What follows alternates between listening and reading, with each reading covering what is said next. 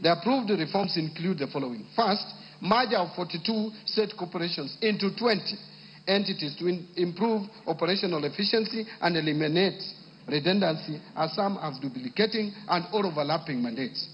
Second, dissolution of 25 state corporations and their functions transferred back to their parent ministries or other state corporations.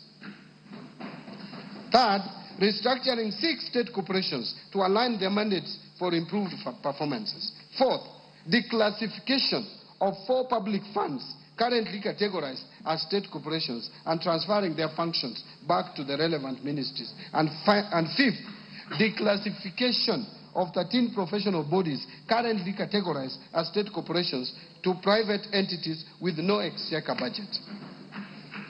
Mr.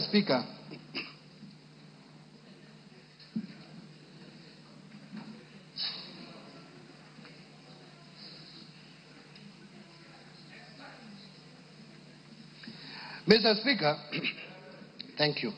Mr. Speaker, in order to enhance operational efficiency, improve governance and ownership of state corporations, the government developed the Government-Owned Enterprises Bill of 2024.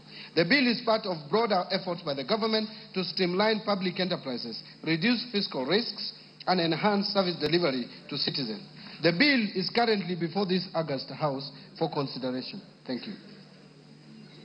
I urge honorable members to favorably consider the bill to enable its enactment.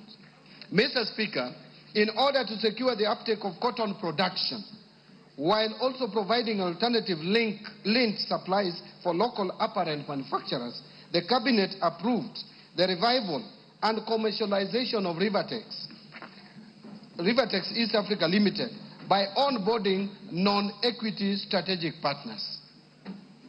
Mr. Speaker, on sugar sector reforms, His